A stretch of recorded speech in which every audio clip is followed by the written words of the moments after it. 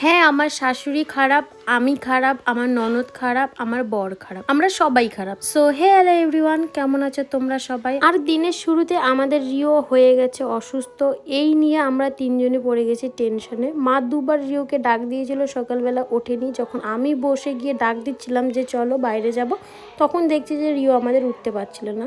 তারপরে একটু পরে রিও ঠিকঠাক উঠে গেছে, ওষুধ দিয়ে সুস্থ হয়ে গেছে। আর তোমাদের আমি কেন বললাম আমরা সবাই খারাপ, এই কথা আমি বলছি না, তোমরাই আমাকে কমেন্টে বলো। কখনো যদি আমি ভিডিও করি সেখানে মাকে খারাপ বলো, কখনো যদি বোনকে নিয়ে ভিডিও করি কখনো বোনকে খারাপ বলো, কখনো আমাকে বলো, আমার বরকে বলো। আমাদের যখন প্রত্যেকটা লোককে তোমাদের পছন্দ না, তাহলে আমাদের ভিডিওগুলো দেখো কেন? তোমাদের মূল্যবান সময় নষ্ট করে আমাদের ভিডিও দেখে তোমাদের এই যে কমেন্টগুলো করো, এত বড় কমেন্ট করতে তোমাদের মূল্যবান সময়টা নষ্ট হয় না?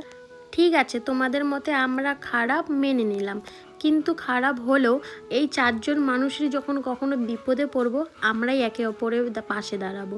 তোমরা তো নও। আর আজকে তোমরা যারা আমাদের খারাপ বলছো, তোমাদের মনের মতো হয়ে আমাদের কি হবে?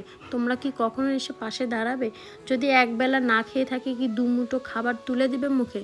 আসলে কি বলো তো, মানুষকে খারাপ বলাটা খুব সহজ।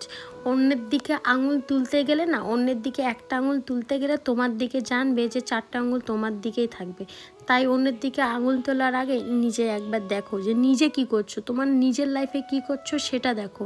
অন্যকে ভালো খারাপ নয় পরেই বলবে। আর যারা যারা খারাপ কমেন্ট করো, তোমাদের তো দেখে মনে হয় না তোমরা খুব ভদ্র মানুষ, কারণ ভদ্র মানুষ তো কখনো এরকম কমেন্ট করে না। এত ভদ্র হলে এত অভদ্র কমেন্ট করা যায় না, ঠিক আছে? তাই নিজে আগে দেখো না যে তুমি নিজে কি, নিজে ভদ্রতার শেষ নেই আর মানুষকে শেখাতে আসো। আর আমার রিয়েল লাইফেও মানে এতটা ভুল নেই যতটা তোমরা আমাকে এই কমেন্টে দেখিয়ে দাও।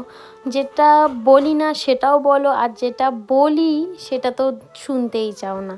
আর কমেন্টে না খুললে আমি মনে হয় বুঝতে পারতাম না আমার এতটা ভুল আমার কখনো বাবা মাও ধরেনি, আর মনে হয় না আমার শাশুড়ি মাও ধরেছে।